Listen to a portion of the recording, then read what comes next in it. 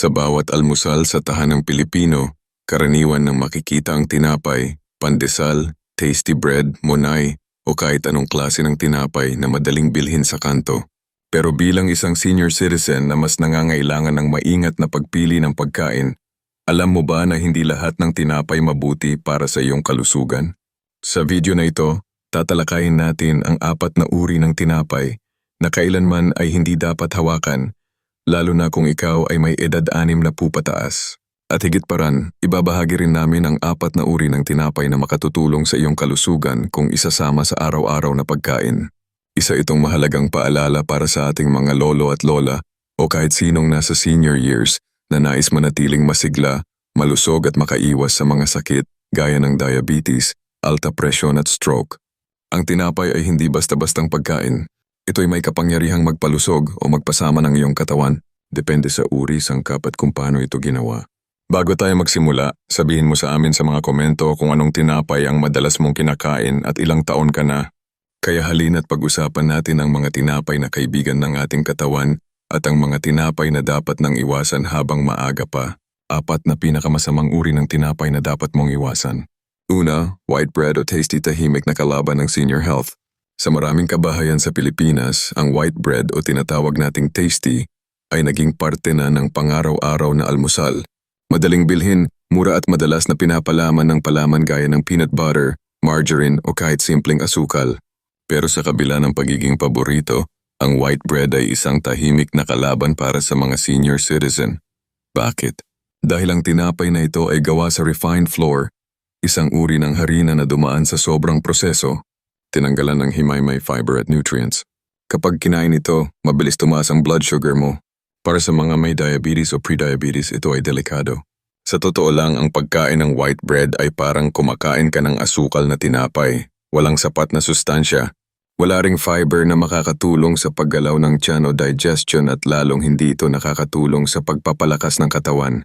Para sa mga senior, ang patuloy na pagkain ng white bread ay maaaring magdulot ng sobrang timbang, problema sa puso at lalong paglala ng arthritis o pananakit ng kasukasuan. Sa kulturang Pilipino, sanay tayo sa simpleng pagkain.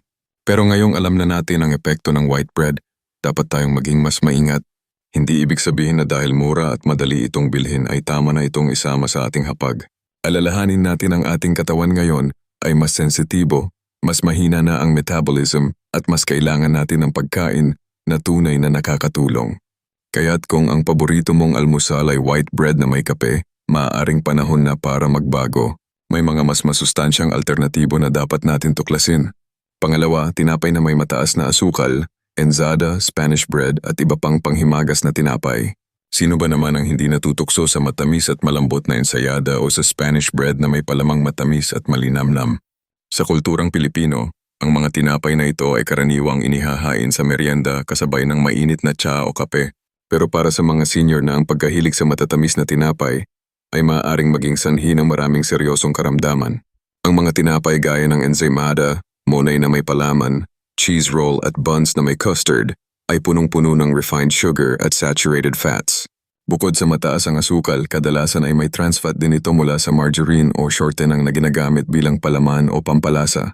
Kapag ang katawan ng isang senior ay paulit-ulit na binibigyan ng matamis na pagkain, nagkakaroon ng insulin resistance, isang kondisyon na nauuwi sa type 2 diabetes. Dagdag pa rito, ang sobrang asukal ay nagpapalala ng pamamaga sa katawan. Inflammation na isa sa mga pangunahing dahilan kung bakit lumalala ang arthritis, pananakit ng likod at pagkasira ng ugat sa utak na uugnay sa dementensya o Alzheimer's. Hindi rin ligtas ang puso sa epekto ng sobrang tamis. Nagiging sanhi ito ng sobrang kolesterol, pagbabara ng ugat at pagtaas ng presyo ng dugo. Sa mga senior na mahilig sa panghimagas na tinapay, dapat nating paalalahanan ang ating sarili hindi masamang kumain ng matamis, pero dapat ay paminsan-minsan lamang at may moderation. Higit sa lahat dapat nating tandaan na may masansyang alternatibo gaya ng tinapay na gawa sa whole, sweet potato o malunggay. Kung gusto mo pa rin ang lasa ng ensymada o Spanish bread, maaari kang gumawa ng sarili mong version sa bahay. Mas konting asukal, mas maraming fiber at siguradong walang kemikal. Sa panahon ngayon na uso na ang diabetes sa mga senior sa Pilipinas, ang pag-iwas sa matatamis na tinapay ay hindi na luho kundi isang responsibilidad para sa sarili at sa mga mahal sa buhay. Sa halip na bumili ng matamis na tinapay sa panaderia, bakit hindi subukang gumawa ng sarili mong masustansyang tinapay gamit ang lokal na sangkap tulad ng saging, kamote o kalabasa? Tandaan, sa edad natin ngayon, bawat subo ay dapat may saysay, dapat nakakatulong, hindi nakakasama. Kung nanonood ka pa rin ng video na ito at nakakatulong sa'o ang mga impormasyong ito, paki-comment ng numero 2 sa ibaba para malaman kung nandito ka. At kung hindi ka pa nakasubscribe, inirerekomenda kong mag-subscribe ka at i-on ang bell notification para hindi mo makaligtaan ang mga susunod na videos. Ang iyong suporta ay tumutulong sa amin na makagawa pa ng magagandang content para sa'yo. Ngayon magpatuloy tayo. Pangatlo, tinapay na gawa sa bleached flour at may preservatives. Matagal bago masira pero mabilis makasira sa katawan. Sa maraming tahan ng Pilipino, karaniwan ang may nakatabing plastic ng tinapay sa kusina, pang-almusal, merienda, o kahit pangabot gutom sa gabi. Minsan pa nga ang tinapay ay may label na good for 10 days o no expiry for 1 week. Kaya't iniisip ng iba, ayos ito, matagal masira. Pero sa totoo lang, kapag ang isang tinapay ay nananatiling preskong tingnan kahit matagal nang nakaimbak, dapat na tayong magduda. Hindi ito dahil sa galing ng panadero kundi sa dami ng preservatives at artificial chemicals na inilagay dito upang huwag kaagad mabulok. Ang ganitong klaseng tinapay ay madalas gawa sa bleached flour. Harin ang pinaputi gamit ang mga chemical tulad ng benzoyl peroxide at chlorine dioxide. Sa mga mata ng negosyante, ito'y maganda dahil mas kaakit-akit sa paningin ang maputing tinapay. Pero sa larangan ng kalusugan, lalo na para sa mga senior citizen, ito ay red flag. Ayon sa ilang pag-aaral, ang paulit-ulit na pagkain ng mga produktong may bleach ang agents ay maaaring magdulot ng pinsala sa ating atay, bato, at maging sa utak. Sa madaling salita, habang mukhang malinis at pinuwang tinapay, may panganib itong dulot sa loob ng ating katawan. Bukod pa rito, ang mga preservatives gaya ng calcium propionate at sorb acid na inilalagay para hindi agad imagine ang tinapay ay may kaugnayan sa mga reklamo ng pananakit ng tiyan, blowing at irritabling bituka. May ilang Pilipinong senior na hindi na makadumi ng maayos at laging inaakalang normal na sa edad, pero kung susuriin baka ito ay dulot lang ng pagkain pa ng artificial additives. Sa ilang kaso, ang sobrang pagkain ng processed bread ay iniuugnay rin sa memory lapses o pagiging mako, isang bagay na hindi natin dapat ipagsawalang bahala, lalo na kung layunin nating maging aktibo at matalas ang isipan kahit sa pagtanda. Sa kulturang Pilipino, likas ang pagpapahalaga sa sariwa at gawa sa bahay. Kaya't kung maaari, piliin ang mga tinapay na gawang panaderya kung saan tanaw mo pa si Kuya Panadero habang niluluto ito tuwing madaling araw. Ngunit kahit ganito kailangang maging mapanuri. Maraming panaderya na rin ngayon ang gumagamit ng bleached flour para makatipid at makuha ang puting kulay ng tinapay na gustong-gusto ng mga mamimili. Kaya't mas mainam pa rin kung gagamit ng whole flour o iba pang likas na sangkap na hindi dumaan sa chemical na proseso. Kung may kakayahan, subukan ang paggawa ng tinapay sa sariling bahay. Maraming simpleng recipe online gamit ang whole grain flour na mas ligtas, mas masustansya at mas angkop sa pangangailangan ng katawan ng isang senior. Tandaan natin habang tayo'y tumatanda, hindi na practical ang practical kung kapalit nito ang ating kalusugan. Ang tinapay na tumatagal ng 2 linggo ay hindi dapat ipagpasalamat lalo na kung ito ay dahan-daang sumisira sa ating katawan. Pang-apat, tinapay na may artificial flavorings, food coloring at emulsifiers. Sa kulturang Pilipino, napakahalaga ng pagkain. Hindi lang ito basta sustansya kundi isa ring simbolo ng pagmamahalan, pagkakabuklod at kasiyaan sa bawat salo-salo. Kaya hindi na nakakagulat na kahit sa simpleng merienda hinahanap natin ang makukulay na tinapay. Ube pandesal na halos parang pintura ang kulay melon bread na kulay fluorescent grain o kaya'y mga buns na may palamang kulay niyan na parang jelly candy. Nakakaaliw itong tingnan lalo na para sa mga bata. Pero para sa mga senior citizens, ito'y isang babala na dapat seryosuhin. Ang mga ganitong klase ng tinapay ay madalas puno ng artificial na flavoring, food coloring at emulsifiers. Mga kemikal na walang benepisyong nutrasyonal at posibleng makasama sa ating kalusugan. Sa edad na lampas 6 na po, mas sensitibo na ang ating atay at bato sa pagproseso ng mga kemikal. Ayon sa mga pag-aaral, ang ilang klase ng food coloring tulad ng E102, tartrazine at E110 sunset yellow ay maaaring magdulot ng allergy, pamamagang balat at sa matagal na panahon ay may kaugnayan sa panganib ng hormonal imbalance at cancer. Sa ibang bansa may mga food additives na ganap ng pinagbabawalaman ng mga ito. Ang ating mga lola at lolo ay lumaki sa panahong ang tinapay ay simpleng gawa sa harina, tubig, asin at konting asukal, walang labis, walang kulang. Ngunit sa modernong panahon, naging uso na ang aesthetics kaysa nutrisyon.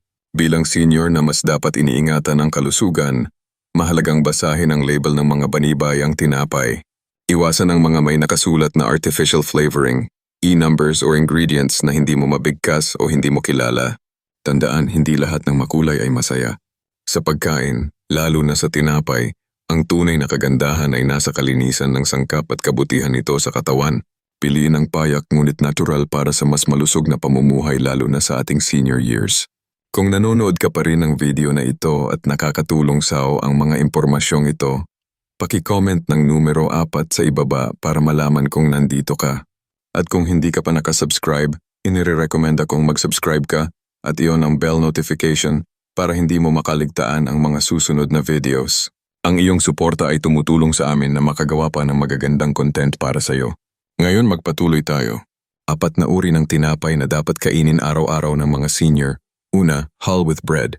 Siksik sa fiber at sustansya para sa matagal na buhay. Sa bawat almusal sa tahanang Pilipino, karaniwang bida ang tinapay, pandesal, tasty o munay. Ngunit sa panahong umuusbong ang kamalayan ng mga senior sa tamang nutrisyon, dumarami na ang mga mas pinipiling alternatibong masustansya tulad ng whole bread. Hindi tulad ng karaniwang tinapay na gawa sa pinong puting harina. Ang whole bread ay gawa sa buong butil ng trigo, kaya taglay nito ang natural na fiber, bitamina at mineral na kailangan ng katawan lalo na sa pagtanda. Para sa maraming senior sa Pilipinas, na karaniwang nakararanas ng paninigas ng dumi, mataas na blood sugar o cholesterol, ang tinapay na ito ay tila isang simpleng himala. Ang taglay nitong fiber ay tumutulong upang mapadali ang paggalaw ng bituka, mapanatili ang malusog na timbang at kontrolado ang asukal sa dugo. Sa totoo lang, para itong natural na gamot na hindi kailangang resitahan.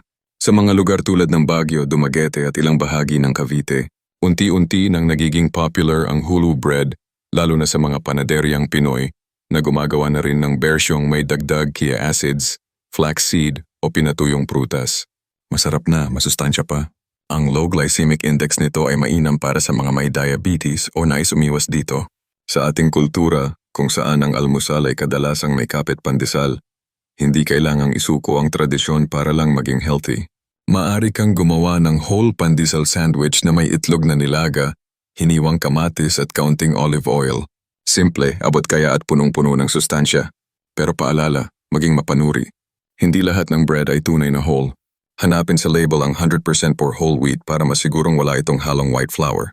Minsan ay marketing lang ang labanan kaya maging matalino sa pagbili. Sa edad na lampas 60 bawat kagat ng pagkain ay may epekto sa ating kalusugan. Kaya't kung nais mong hamaba ang iyong buhay ng malusog, masaya at may lakas, simulan mo ito sa simpleng hakbang palitan ang iyong karaniwang tinapay ng whole with bread. Dahil sa bawat hiwa nito, may kasamang pangakong mas mahaba at mas aktibong pamumuhay. Pangalawa, tinapay na may malunggay. Lunti ang ginto para sa lakas at sigla. Sa bawat sulok ng Pilipinas, mula sa bakuran ng mga probinsya hanggang sa paso sa mga balkanaheng nasa lungsod, makikita ang isang matibay at masaganang halamang Pilipino, ang malunggay. Sa kabila ng pagiging simpleng tanim, tinuturing itong miracle tree hindi lamang ng mga lokal na health advocate, kundi pati na rin ng buong mundo. Ngunit ngayong isinasama na ito sa tinapay, ito ay nagiging isang mas pinahusay, mas praktikal at mas masarap na pagkain, lalong-lalo na para sa mga nakatatanda nating kababayan. Hindi na bago sa mga Pilipino ang pagkain ng tinapay sa umaga kasama ng mainit na kape, tsaa o tsokolate. Sa totoo lang, bahagi na ito ng Filipino breakfast culture. Karaniwang pandesal, tasty bread o munay ang bumubuo ng simpleng almusal. Ngunit paano kung palitan natin ito ng mas masustansyang alternatibo ang tinapay na may malunggay? Ang malunggay bread ay hindi lamang basta tinapay na may dagdag na kulay verde. Isa itong tunay na luntiang ginto na paang mahahalagang nutrisyon. Mayaman ito sa calcium para sa matibay na buto, iron para sa mas masiglang dugo, vitamin C para sa malakas na resistensya, at antioxidants para sa proteksyon laban sa mga chronic diseases na madalas umatake sa mga senior. Para sa mga lolo at lola na madalas nang nangangamba sa osteoporosis, alta presyon at madalas na pagkahilo, ang pagkain ng tinapay na ito araw-araw ay parang pag-inom ng natural na bitamina. Ngunit masarap, mas mura at mas Pinoy.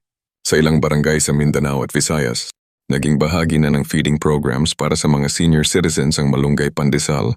At hindi lang ito basta proyekto. Ito ay isa ng patunay ng tagumpay. Ayon sa mga report, makalipas lamang ang ilang linggong regular na pagkain ng malunggay bread, mas naging alerto, mas maliksi at mas masigla ang mga matatandang kumakain nito. Ibig sabihin hindi lamang ito pampabusog. Ito rin ay nagbibigay sigla at lakas para sa araw-araw na gawain tulad ng pag-aalaga ng apo, pagdidilig ng halaman o simpleng lakad-lakad sa umaga. Bukod pa rito, napakadaling i-integrate ng malunggay bread sa ating pangaraw-araw na pagkain. Hindi matapang ang lasa nito kaya't swak na swak pa rin sa panlasa ng maraming Pilipino. Pwede itong ipare sa itlog, peanut butter, mantikilya o kahit sa paboritong tsokolate ng mga senior.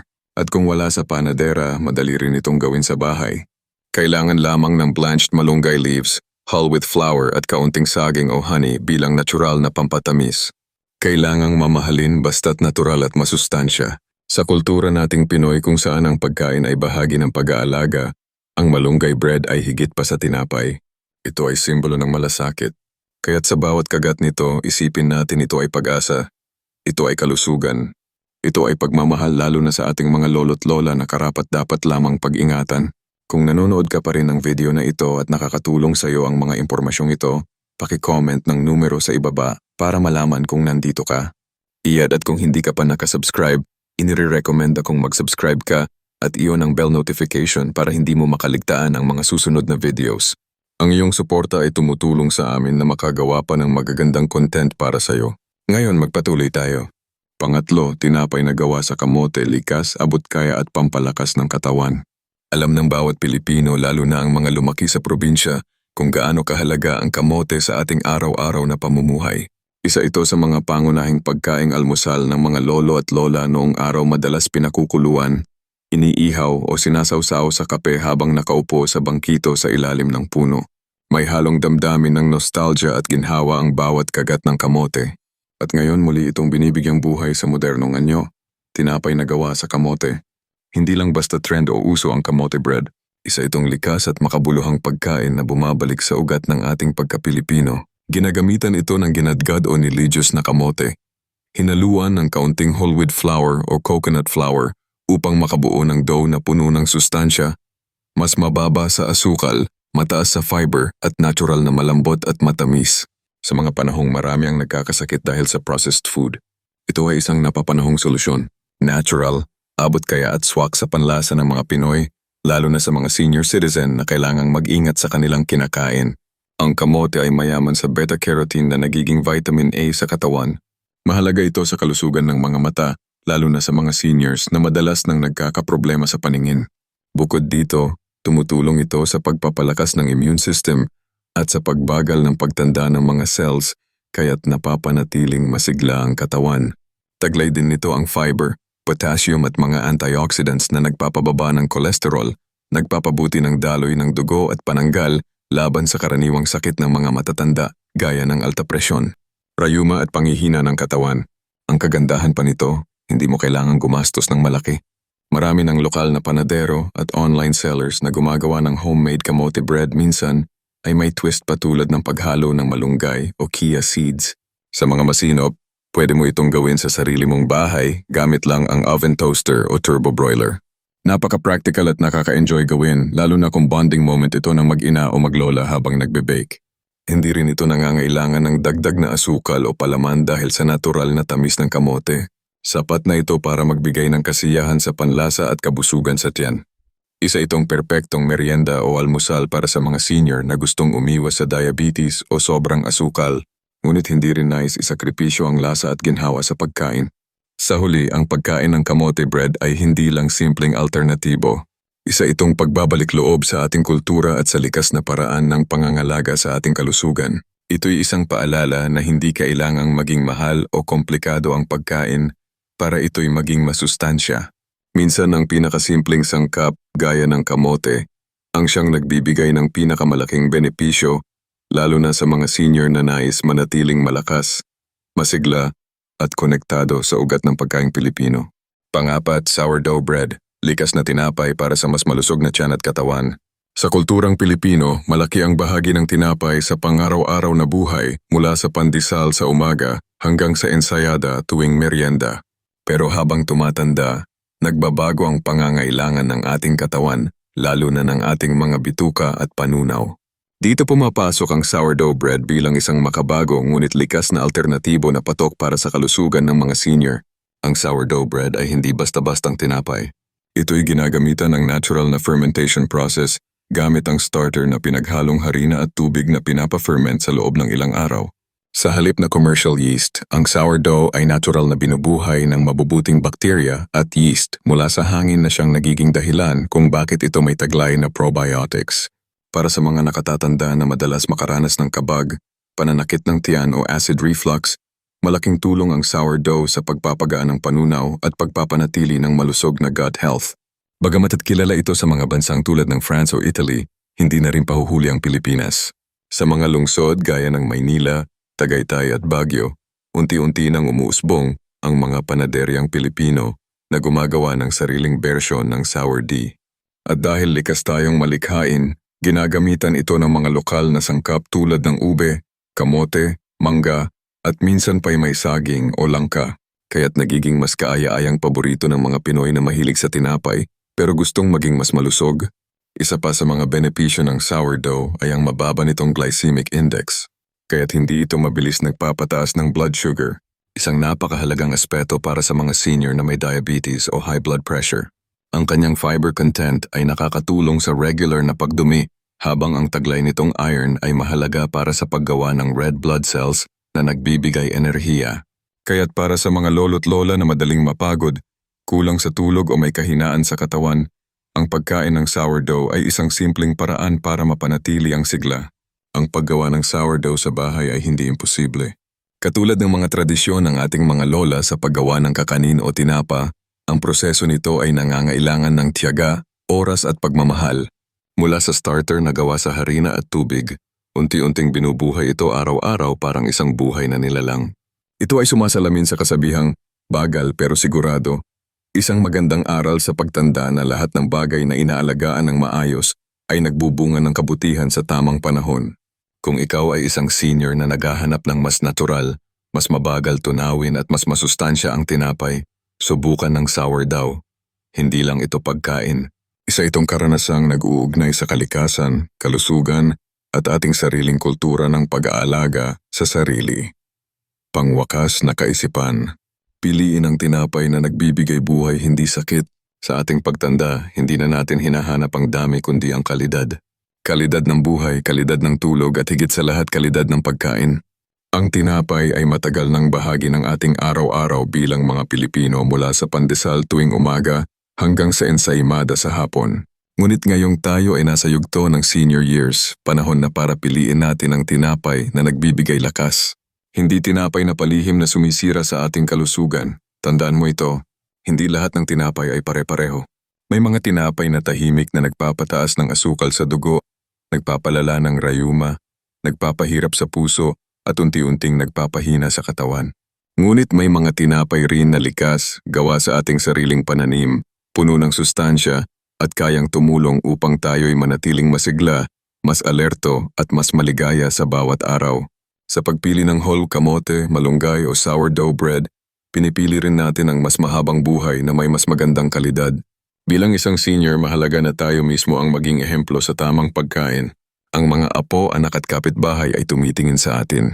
Sa simpleng pagpalit ng tinapay sa almusal, maaari tayong magsimula ng mas malusog na pamumuhay, hindi lang para sa sarili, kundi para sa buong pamilya.